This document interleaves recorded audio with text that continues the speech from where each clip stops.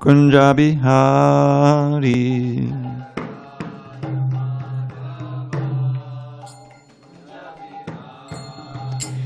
Jaya Radha Madhava Kunja Bihari.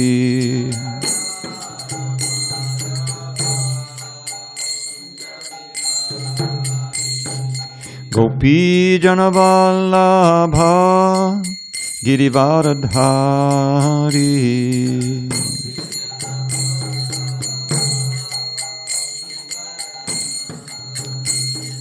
Gopi Janavallabha Girivaradhari.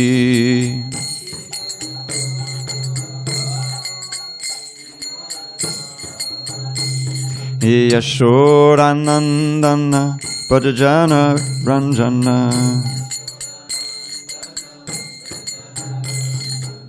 Yashodanandana Bhajana Ranjana.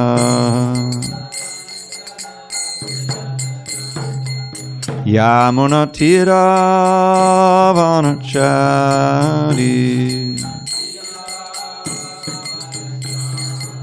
Yamuna Tira Vanachari. Jaya Radha Madhava Kunja Bihari.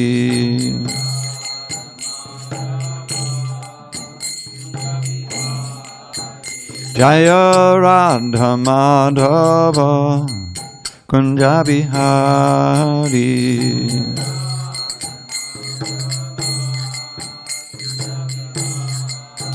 Jaya Radha Madhava Kunja Bihari.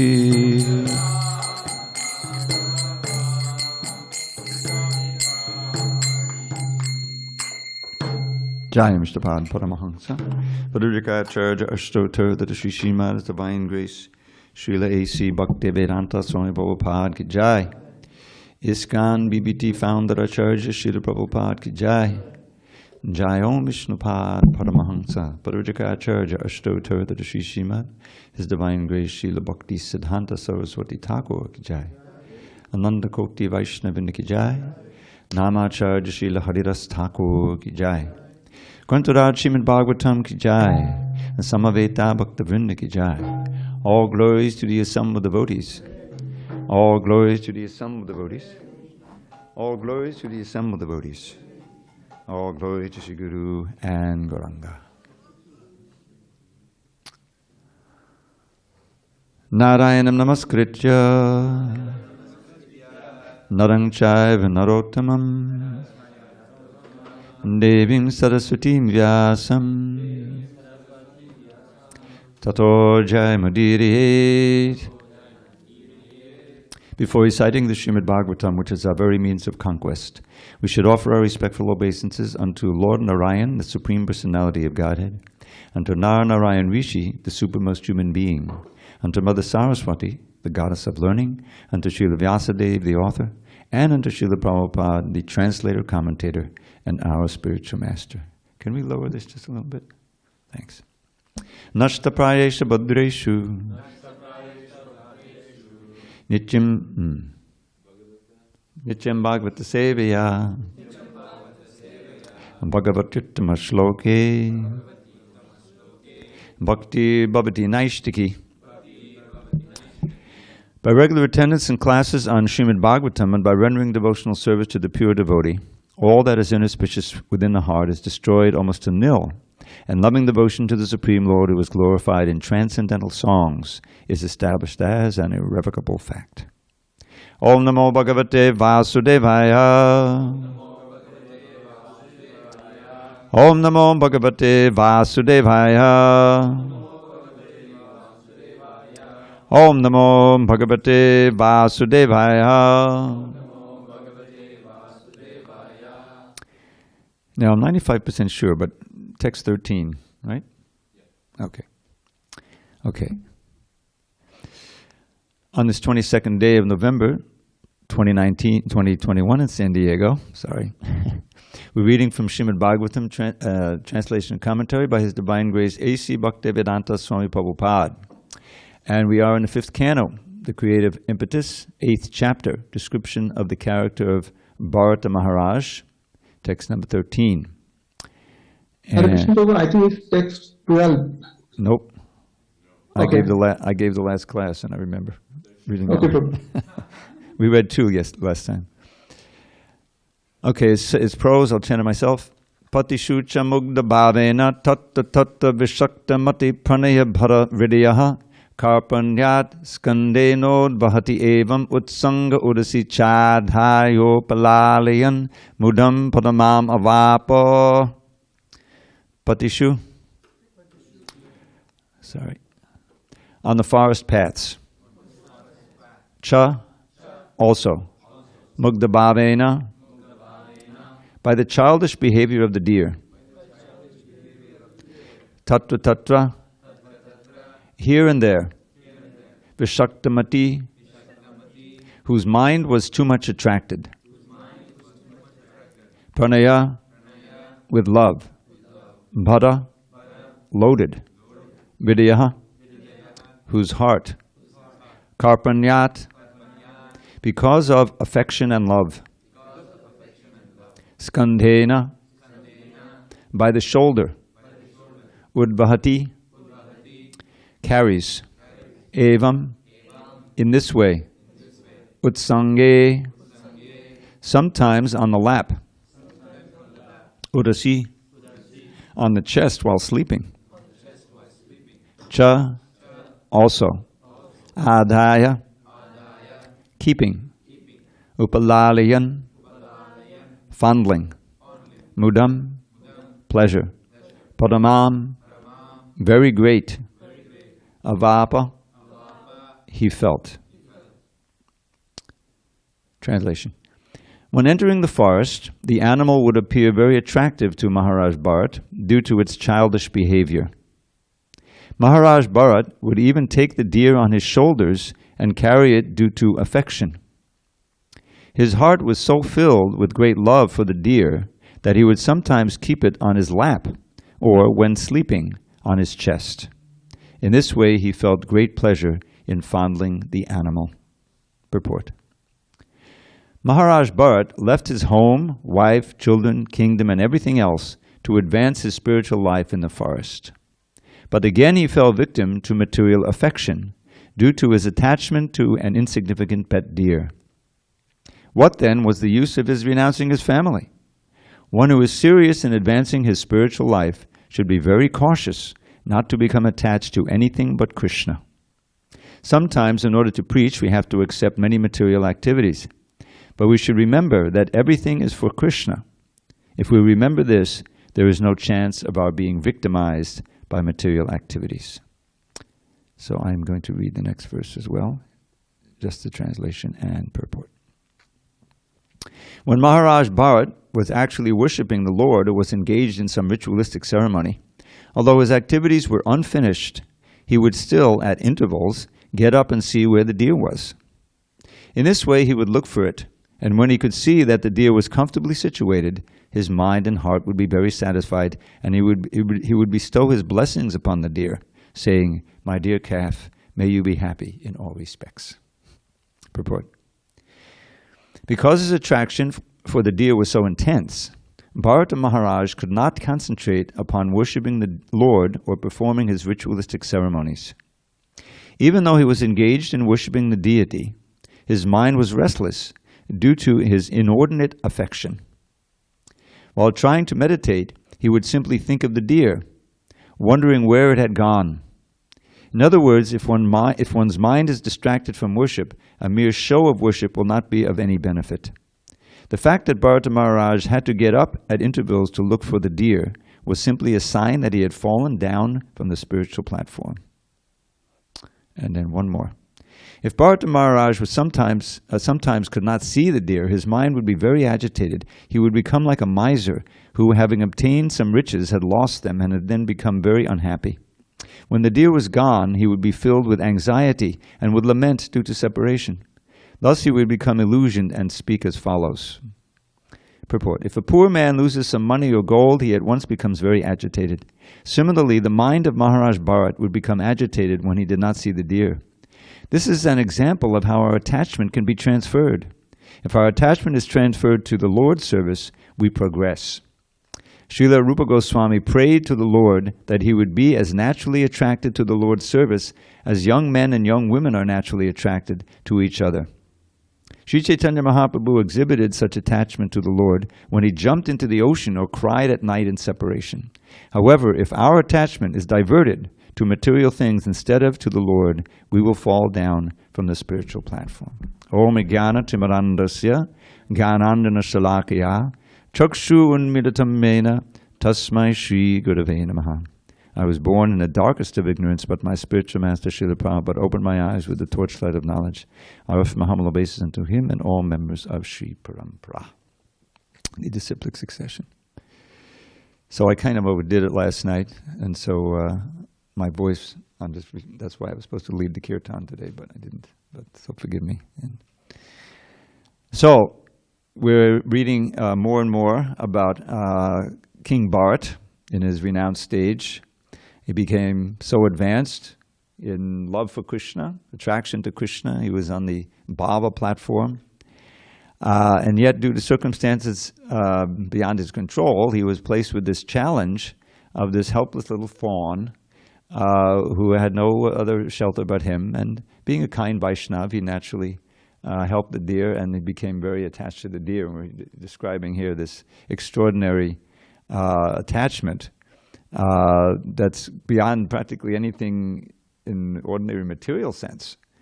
And but because he had focused his great attachment on Krishna, that great attachment was now being transferred to the deer, and he'll suffer the consequences of having to take the form of a deer. So I wanted to focus first on this verse that Prabhupada quotes in the purport here. He doesn't quote the Sanskrit, but this is a famous verse Prabhupada would sometimes quote. Yuvati namita yuni, yunam cha yuvato yata, manobidamate tadvan, manome ramatam tvayi. Now this is a prayer that's, if you read the Nectar of Devotion, when you read the Nectar of Devotion, there's a section there called submission. And what that means is submitting an appeal. That's submission in that case. And then we retitled it because it can become confusing. So submitting an appeal. And when you think about it, prayers are all appeals. You pray, it's called a prayer because you pray for something. And when you see the prayers of Brahma, or the prayers of Uddhava, or the prayers of Kunti, there's many of the verses don't have a direct appeal. But eventually they get to that point. It's Vandanam. I gave a seminar with Ramapad Maharaj on this Vandanam aspect of devotional service once in Chicago, and I researched it. So there's different levels of these appeals, and they're described in that purport. Samprathanatmaka, Dainya Bodhika, and Lala Shamayi. They have different levels of advancement. So the first one, Samprathanatmaka, is available to all of us. This is for any level of devotee, especially neophytes. An ardent prayer to Krishna for what? Now, we have to be taught what to pray for. Lord Chaitanya teaches us, Nadanam, Nadanam, Nasundamin. We're not meant to pray for anything material, even up to the level of mukti, of liberation.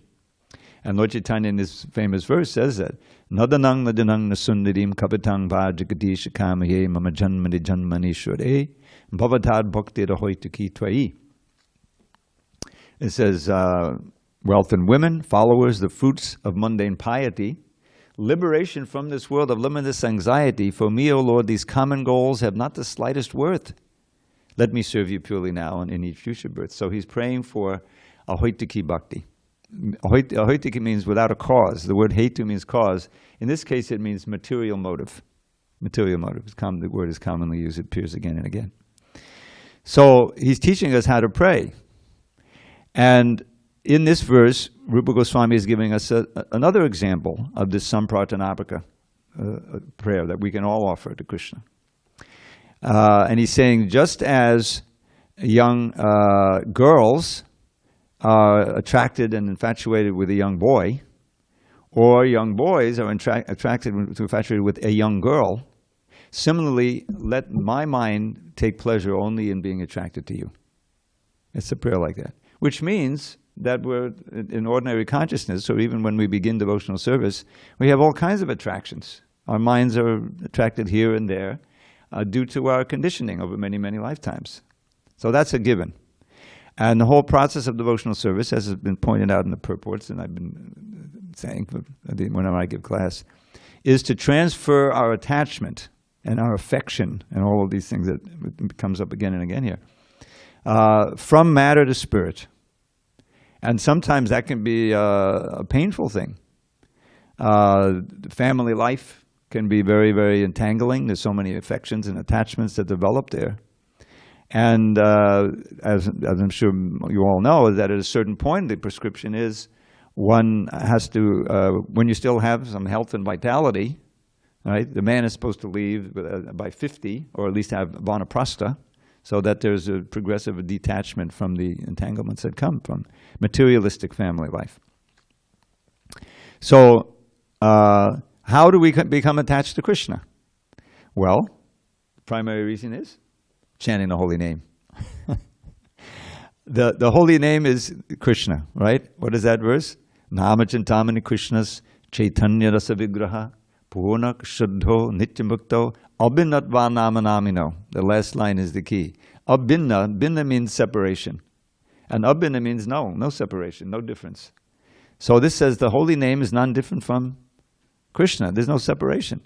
And therefore, Namani Chintamani, it's like a Chintamani gem. Now, what is it that's special about a Chintamani gem? Probably called it a touchstone. To become, maybe it'll be in the dictionary soon. Touchstone, you touch it to something becomes gold. He also called it a philosopher's stone. Yes, he did call it a philosopher's stone. He mentioned that. So it changes whatever it touches. That's the point. It transforms it. In this case, from matter, from wood or stone to gold. Okay. So when our consciousness touches the name, or let's say, put it this way, when the holy name touches our consciousness, the transformation takes place. Because Krishna is inherently attractive to every living entity. I explained that last night. The very name Krishna, that word Krish, and Karshati means to pull. It's a Sanskrit word, Karshati, and Krishna. The Krish there means attractive. By what? By name, form, qualities, and pastimes. That's what attracts us. And they're all non-different. It means that if you hear about the qualities of the Lord, you become attracted to the pastimes and the form as well. All these things are. So the process of devotional service is to draw the mind away from matter, which it's absorbed in, just as we see a perfect example, these verses. He couldn't concentrate anymore on his sadhana. He was thinking of that deer. Is the deer okay? Is the fawn, being eaten up somehow? I better go get up and check out, We read how he would carry it into the forest on his shoulder, right? When he had to go get some roots and fruits in order to, do his puja or survive. So he became totally infatuated. The mind had become diverted. And it's not easy to pull it away, you see. I remember reading, this is very illuminating. In, I think it may be in chapter 19 where Lord Chaitanya is instructing Rupa Goswami. And he's describing the planting of the seed of devotion, the Bhakti Lata Bija, the seed of the creeper of devotion in the heart by the spiritual master, in the form of faith, in the form of attraction for the name, and all these things, so that one will begin chanting. And it's described there, if you repeatedly commit offenses, or one of which is to maintain material attachments, right? Even understanding so many things. Then the very chanting you're doing will be feeding that attachment. Because usually what happens, you're able to give up A, B, C, D, F, G, and H, but not I. There's there's a certain list that is just very difficult to give up, right? Yes, no meat eating, okay, like that, easy, like the easiest one. After your first Sunday feast, it said, I can do this one, But illicit sex, not so easy. The desire may still be there. You may not even be engaging it, but the desire is there. So you have to be very careful about exposure or anything that may fire up that desire, right? The association, like that. So anyway, in the process of devotional service, you're chanting the Hare Krishna, right? We're regularly chanting. And we're chanting a lot. 16 rounds is a lot for us. It's a serious amount, anyway. Prabhupada gave it as the minimum. But then there's the question of the quality of the chanting. What's going on in your mind when the chanting is happening? Are you still thinking of that attractive whatever it may be? Are you letting your mind wander to that? Are you just chanting and the mind's going here and there? In other words, not focusing and concentrating is another offense, right? Inattention. And Bhaktivinoda Thakur said that's the root of all the other offenses. Why is that? Because we're letting the material part of our mind, all those tendencies which are long, that's part of the conditioning, damage our focus. We're surrendering to that. That's why I always come back, it's so pertinent to this section, Kama adinam katina katita. I'm not going to give you the whole verse again. But this is a verse possibly by Madhavendra Puri. There's some indication of that. But it's quoted by Lord Chaitanya in his instruction to Sanatana Goswami. And he compares this lust, anger, greed, illusion, all these things which occupy the minds of materialists, to cruel masters who I've been following their orders for years and lifetimes, But now I realize what has this gotten me? I've just suffered like anything, birth after birth. They're never satisfied with my service, and they never release me from their demands. Right in the Bhagavad Gita, this kama is never satisfied, burns like fire. It keeps coming back again and again and again. So we understand that. Now in this verse, he says, now my intelligence is purified by what? By hearing the Shastra, hearing the instructions of the Guru, right? By sadhus, other devotees. I understand my faith is awakened in the process of bhakti. And now I have the will, I'm going to do it, you see. But still, there's that battle with the conditioned mind, which is our worst enemy in this case. So in this verse, he says, I've rejected those desires, you see. But that's not enough. You can't just say, now I'm not going to follow your orders anymore, or lust, anger, and greed, He runs to Krishna and says, now, my dear Lord, I'm approaching you, please engage me in your service, of your fearless lotus feet.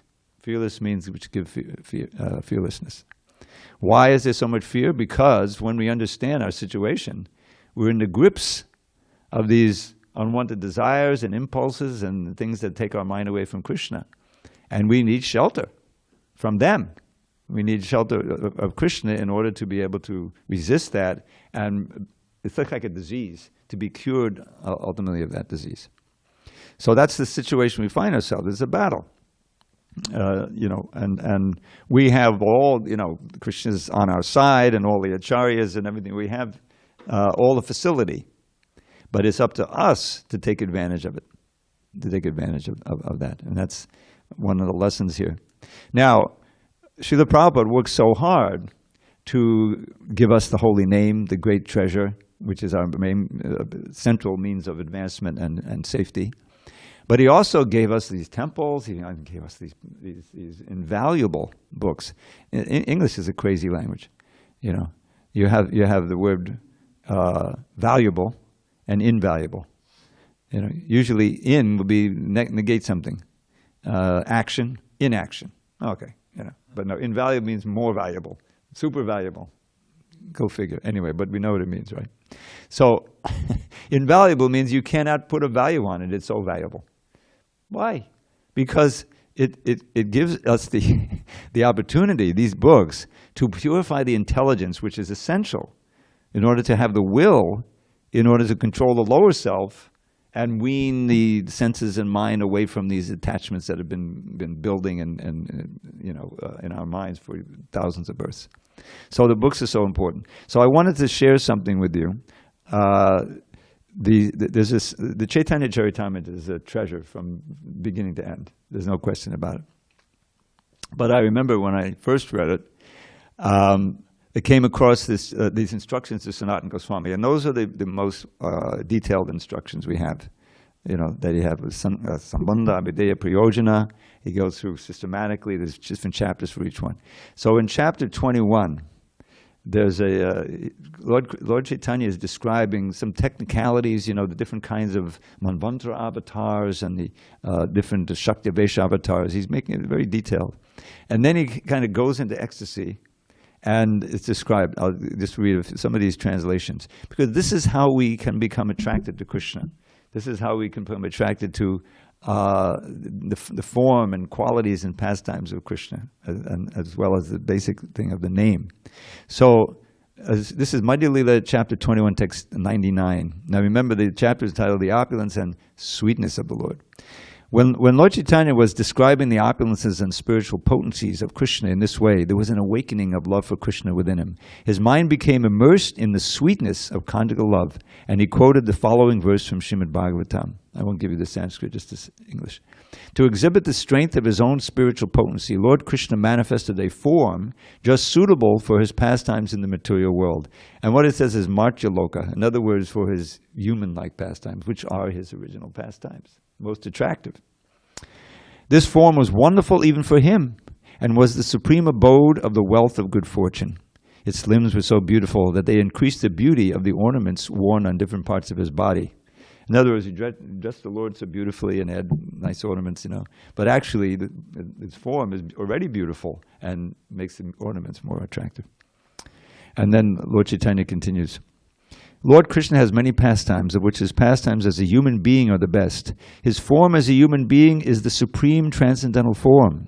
In this form he is a cowherd boy. He carries a flute in his hand, and his youth is new. He is also an expert dancer. All this is just suitable for his pastimes as a human being. My dear Sanatan, the sweet, attractive, transcendental form of Krishna is so nice. Just try to understand it.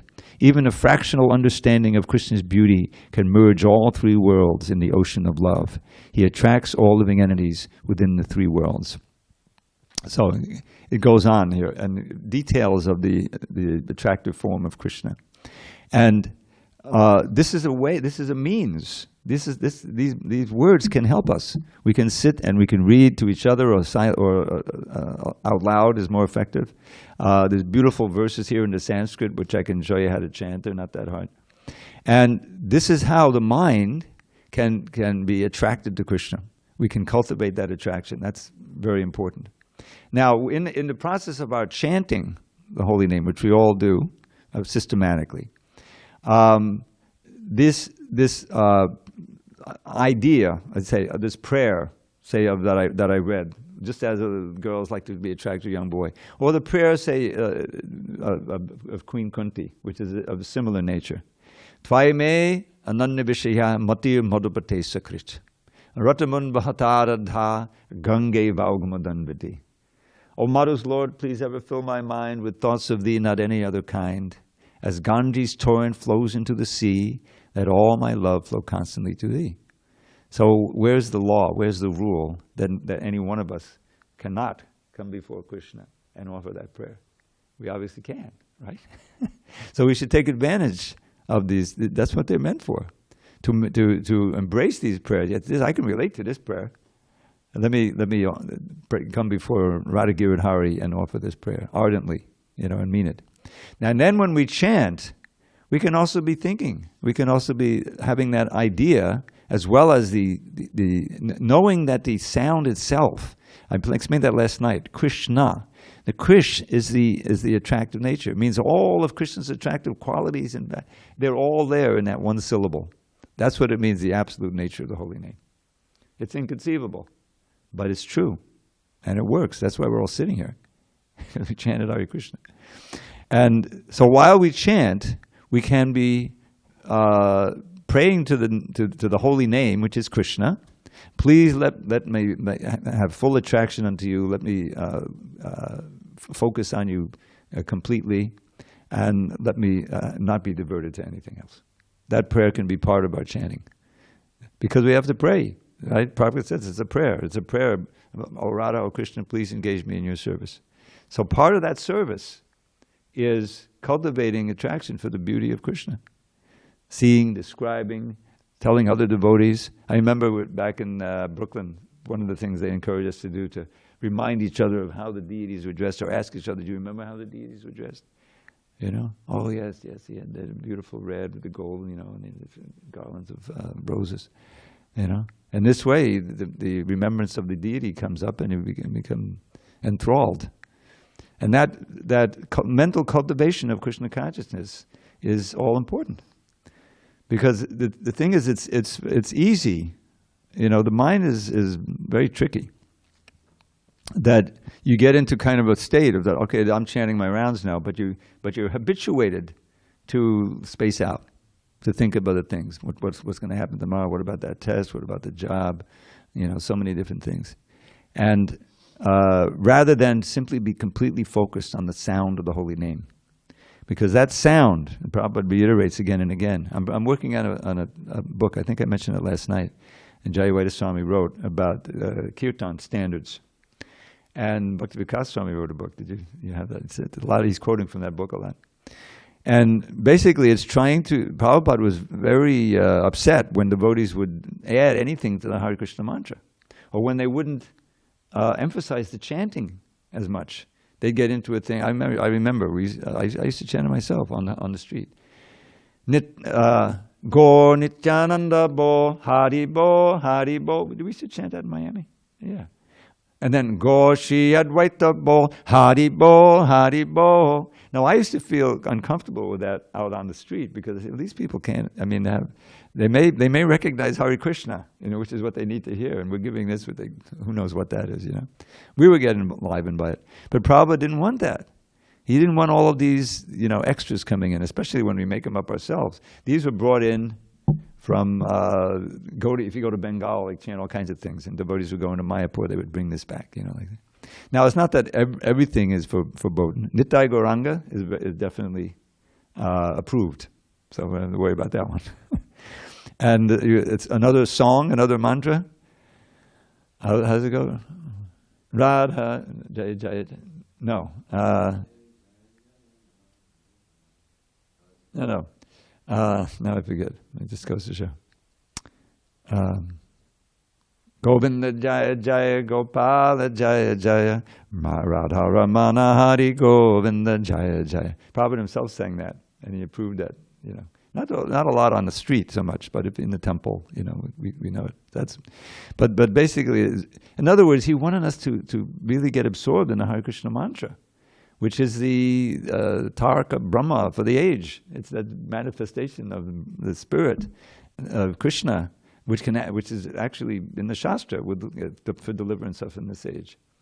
So when the mind, we get a little bored, you know, the mind is saying, yeah, I heard that one already. You got anything else, you know? I mean, the thought may not come in words, but that's what you're doing. You think, okay, you know, I heard that. No, we haven't really heard it yet. Otherwise, we'd have, there's so many wonderful verses about the holy name, describing how the great acharyas hear the holy name. Here's one from the Srimad Bhagavatam, right near the beginning, like the 8th, 9th verse. Jayati Jayati Namananda Rupam Murare Vidamita Nija Dharma Dhyana Pujari Yatnam Katamapi Sakradatam Muktidam Praninam Yat Padama Mamritamekam Jivanam Bhushanam Me. This is Sanatana Goswami describing his experience with the holy name, how he regarded. All glories to the holy name of Krishna, which is Namananda Rupam, the very form of bliss. Namananda Rupam Murari, in the name of Murari, Krishna. Vidamita Nija Dharma. Chanting this holy name induces one, inspires one to give up all the efforts for dhyana and puja of the demigods. Yatnam. Yatnam means the great efforts that you have to go through this. You know, you read it in the Bhagavatam. There's a description of karma kanda, you know, things, of materialistic sacrifices. So much trouble, you have to pay so much, the time, the effort. No, that's yatna. You give all that up. You're disinterested. Then he says, Sakratabi patam muktidam praninam. If any pranina, if any living entity, if any human being chants it even once, then he's liberated. Now, of course, if you stop chanting, you go back to your nonsense, then you incur some new karma, and you're not liberated anymore. But the point is, it's that powerful. So then he says, Padamam Amritam Ekam, it is my supreme and soul nectar, my very life. Jivanam Bhushan, my only ornament is chanting Hare Krishna, and the holy name. So we can read those, and wonderful commentary there by Gopi Pranadhana Prabhu. He wrote about this very verse. So when we read these descriptions of how great devotees are experiencing the holy name, the very famous one, Tunde Tandavanita Timbatonate Navali Labdiye. This is in the Vidagdha Madhava, quoted in the Chaitanya Charitamrita, Antya-lila, chapter 1, which is full of all kinds of incredible shlokas. And the Rupa Goswami is saying, when I chant, I want to have, it seems to dance in my mouth, these two syllables, Krishna. I want to have millions of mouths. I want to have millions of ears. And when it enters the heart and the mind becomes fixed on Krishna, then all the senses become inert, So, we have a long way to go. But this is what we can aim for. In other words, we could say, I got to perfect the chanting. Not just I'm doing my rounds, but actually feel that I want to perfect the mood and the focus that I'm experiencing in the holy name. And that, Krishna, he pours the mercy on us and attracts us. And that's the point. The mind becomes attracted. You forget all about these other things. There's no attraction. And indeed, repulsion. We can all chant together, those who know this verse. Yadavadi mama chetak, Krishna parada vinde, nabanamanasamvantamasi, tadavadi badanadi sangame smayamani, bhavati mukhavikara, sushtanishtivanancha. So this is Yamunacharya. Now the most difficult attraction is we cultivated for many, many, many births, sex attraction. So, and he, in his period when he was a great emperor and king, he was enjoying that. So now he's renounced all that, and he's become great acharya, author of the Stotra Ratna. And he's expressing his actual realization. He says, ever since, now notice ever since, I have been enjoying moment to moment the nectar of serving the tips of Krishna's lotus feet, the toes, And since that has happened, then whenever the thought or the remembrance may enter the mind of some experience he had with his harem or whatever, he said, and he just turns his mouth in disgust and spits. In other words, the very desire has become abominable. It's not just that you're drawing your mind away from it and you're not attracted, but it's just the opposite. Is that just like eating meat, it's such a horrible thought. Even I have absolutely zero. I can honestly say zero attraction for that. Even though at one point in my life, maybe most of us were in that state. Oh yeah, what's for dinner, Mom? Oh, steak. Oh yeah, great. My God, So that's a blessing, right? I mean, that people don't realize, but they're getting a dangle with eating meat. I mean, it comes out practically every day. There's this new revelation of how bad it is for you. Yes, the studies have come out that eating meat and gives you a higher percentage rate of cancer and heart disease and diabetes and all this stuff. Even on the material level, it's horrific. On the moral level, ethical. This is why it's illegal to go into a slaughterhouse and take pictures. You know that? Because someone goes in there, pictures come out, and people get disgusted. They go, "Oh my God, I'm participating in that." So the big meat companies, they say, "Oh no, they've got." The legislators to pass a law, and that's part of it. That's part of your experience. You've done that. That's why even Prabhupada says in the Ishopanishad, don't be so proud of being a vegetarian. They also have life. The point in human life is to become a devotee. Therefore, you have to offer everything. There's the offering and the taking the prasadam. Then it becomes a sacrament, not a sin. So understanding that, when you act on the basis, after some point, your desires change, and even boga, you don't want to eat that either. That's also sinful. But nice preparation, like last night, the feast was obviously prepared with great attention and devotion. It was special. It was a great experience to partake of that. So all of this is part of what's going on in this section. We're getting the Bhagavatam expands. It's not just one verse, but it's going on and on, describing this infatuation of Bharata and giving us a warning. And be careful. It's right there in the CC. When you're cultivating that creeper, watch out for offenses, of which inattention is one, over attachment, Or another one is the cleansing of the Gundicha temple, a similar idea. Lord Chaitanya personally got in there. We got all his devotees, and they cleansed, and then threw water on the ceilings, or it came down. Can you imagine? How clean it was. And then there's a wonderful purport Prabhupada quotes mostly from Bhaktisiddhanta. So this is, how we should make our heart. So Krishna is happy to sit there. And that's what Chaitra Darpana Marjana means polishing the heart. But he said, but we have to be careful, because you may cleanse, but then the little bits of dirt, just like a room, it comes in and they can come back. And then you can get deviated from the Krishna consciousness. So this is all, part of what we're hearing. And then, of course, the whole pastime will take a wonderful turn when Bharata, yes, he's born as a deer, but because of his advancement, he could remember.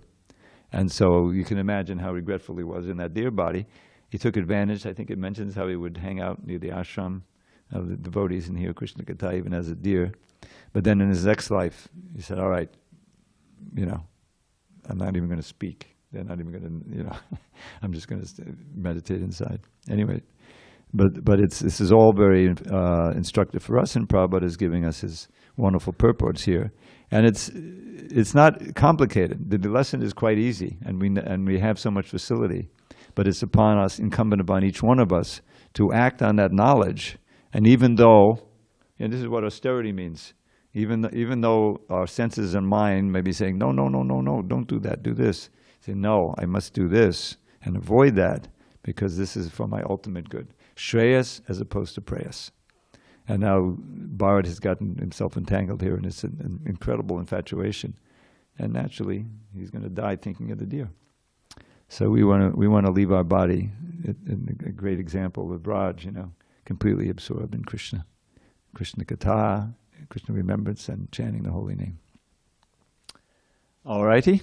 Any questions, comments? Hare Krishna. Haribol? Not yet. May I? No, we have a local here, but your turn. Oh, I can wait, Dago. Good. Hare Krishna, thank you. Haribol, Governor. So I had two thoughts. When Maharaj wasn't feeling well and I was taking care of him, the first thing he would ask me was, what are the deities wearing? Okay. So it reminded me of what you said, how we remind other devotees, or try to be absorbed by looking at the deities. And so every time I look at the deities, I always think, okay, if Maharaj is not here, he'll ask me. So I always try study. to Okay, take notes, actually. Yeah. Maybe Daniel, you can take notes, and we can share them, what the deities were and everything. And then the other thing was that Maharaj and I, we were at a center, and the devotees there, they were very absorbed in chanting and things like that. And there was actually a lot of newcomers there in that center. There was maybe 40 guests. Wow. And like what you said, people are adding new things to the mantra, and how Srila Prabhupada, he wouldn't approve of it. And among these 40 guests, only 2 were able to follow the tune and the beat. In the kirtan? Yeah, and so Maharaj was saying, this is not compassion, You bring them to the temple so they can chant the holy name. Oh, I see. So but a simple tune. Yeah, the kirtanias, they were so absorbed, and they were closing their eyes. They didn't even look at the audience. Yeah. And so Maharaj had to say something about that. Yeah, that's very important to realize, especially in kirtan, that it has the benefit is for us and for our devotees who are hearing, but it's also an act of compassion. You're trying to get people to hear the name and to repeat the name in kirtan, in the tune. And so we should be aware of that. You can hear how Srila Prabhupada, he would chant that same tune. What could be more simple? Hare Krishna, Krishna Krishna, Hare Hare, Hare Rama. It takes like 30 seconds to learn it, and anyone can follow it. And I'll tell you my experience over the years. When I was in grade school in the 50s, we all had Glee Club, and when I got into 3rd grade, they wanted to know if I wanted to play an instrument, because we had a little there was a band in high school, and they were training, devotees to play for. So I took up, the clarinet, and I played that for many years. And so what I'm saying is that music was a much more integral part of this is public education. It wasn't some special school or anything. But my understanding is that's not current. That I don't think they do that anymore. Even recess, which is so important for the health, is not a given in every school. And so the result of that is that people who come to the temple who have gone through regular education, or what to speak of a foreign country, when I was in Miami for some years, we'd had a lot of devotees who would come up from Brazil, and there was a higher percentage of people who couldn't hold the tune. They couldn't keep the tune. And so, but still, okay, that means, well, we should concentrate on simple tunes, especially for the public or newcomers, give them an opportunity to enter into the kirtan. So that's a very good point, that we should be aware of that. I tried to do that in my kirtans. Okay, we have one more local. Just a quick story about Prabhupada and in relation to chanting things in kirtan. One of Prabhupada's godbrothers, I'm forgetting where, it was somewhere in India. One of Prabhupada's godbrothers came and visited the temple, and Prabhupada was upstairs during the Mangalarti kirtan. And I think it was either Shrutikirti or Harisari, but one of them, he was the temple president. And so Prabhupada heard from his room. No, this is Harikesh. I just read that in it was Harikesh. It was Harikesh. Yeah, so Prabhupada was in his room, and he heard his God. He was chanting. I think he was chanting Gaur Nityananda Bol, Hari Bol, and then maybe or some other kind of mantra like that. And so Prabhupada told the student Harikesh, I guess, he said, go downstairs, stop the kirtan, and tell him it's my temple and you're going to chant how I want. It was Prabhupada's godbrother. Yeah. I remember he was saying, oh boy, he was really an anxiety to do it. He didn't actually do it that way. Yeah, he did. He said he didn't do it that way, but anyway, asked him to stop. Yeah. Prabhupada was. There's a lot of pastimes like that where Prabhupada was really strict about what devotees chant, how devotees chanted. Yeah. But I thought that was a funny one. That was great. Yeah, thanks. Okay, you're on. Vijay Krishna Das Prabhu. Yes, Dravida Prabhu, thank you very much. The quote from 5.8.15 in the translation is, quote, when the deer was gone, he would be filled with anxiety and would lament due to separation, end quote. And in the purport, Srila Prabhupada writes, quote, Sri Chaitanya Mahaprabhu exhibited such attachment to the Lord when he jumped into the ocean or cried at night in separation, end quote. So Prabhu, if I may, in order to ask my question, here we see two types of separation. The first one due to material attachment, and the second one due to spiritual attachment. So Prabhu, I am a book distributor, and I try as much and as best as possible to avoid material separation, because if I go for material separation, I cannot go for book distribution due to the anxiety caused by material separation. Okay. But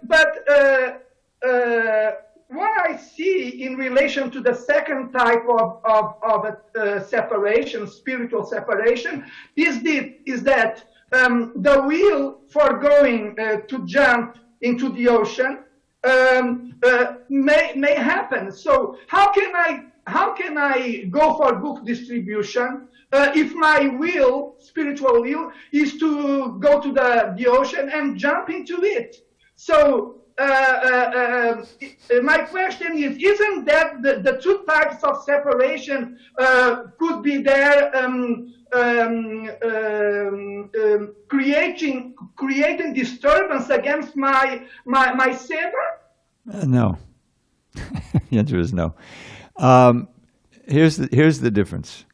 One is this material anxiety, which is a sign of conditioning.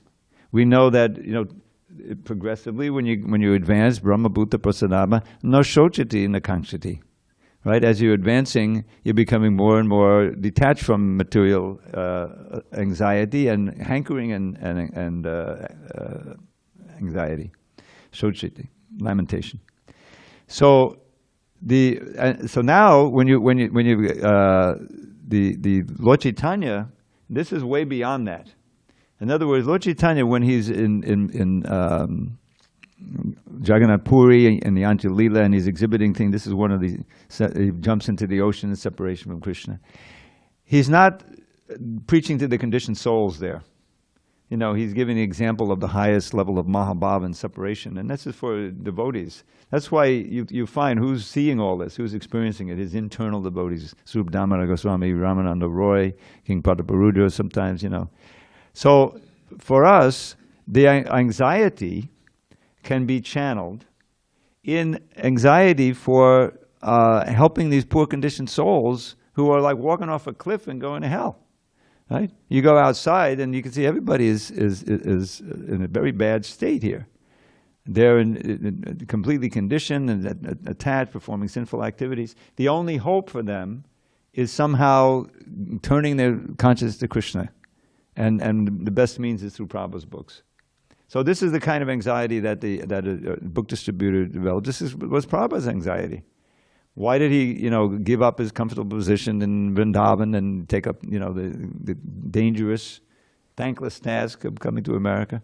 Because he felt the urgency of giving Krishna consciousness to all these poor people who had no way out from their dilemma, from their situation. So it's not comparable. We are a book distributor. You should be anxious, but not to the point of paralysis. But you should feel the urgency of giving what you have been given, which is Prabhupada's books and the knowledge, and to give it to a chance to people out there. All you can do is your best. You give it your best, and that's a success. Just as Arjun, he was a great warrior. Well, he gave it his best, and it was up to Krishna whether it would be successful or not. That was the lesson of Bhagavad Gita. So there's two different things. Material anxiety can be paralyzing. It's unhealthy. Even materially, you can't live like that. If you're always paralyzed by anxiety. But spiritual anxiety can be motivating. And and that's one of the words here. Actually, I forgot this. I wanted to mention this. One of these verses had the word karpanya in it. I think the first one, I forget what it was. But karpanya is from kripana, from mercy, kripa. In other words, kripa and love are very closely aligned. You know what I'm saying? Karuna and love. So he felt compassion for this fawn, and he acted on that compassion, and he fell into love with the fawn. You see how they're close. So love of God also extends to God's parts and parcels. That's the whole idea, is that when you love Krishna, that extends to every part of Krishna's creation and expansion. And beginning with the devotees, the spiritual master, right, obviously, but also that love and that, which was, they're kind of related, very closely related.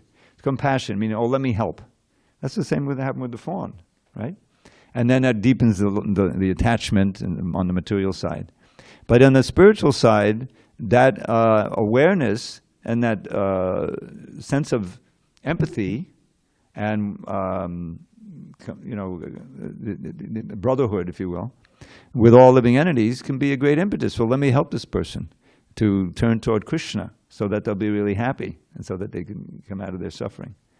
So that can be a very urgent mission that you feel the need to go out. And so that's a kind of a disturbance in a way, the urgency to do that. But it's mediated or mitigated, say, by the Krishna consciousness. Krishna's encouraging you, you're feeling the bliss in doing it and so forth.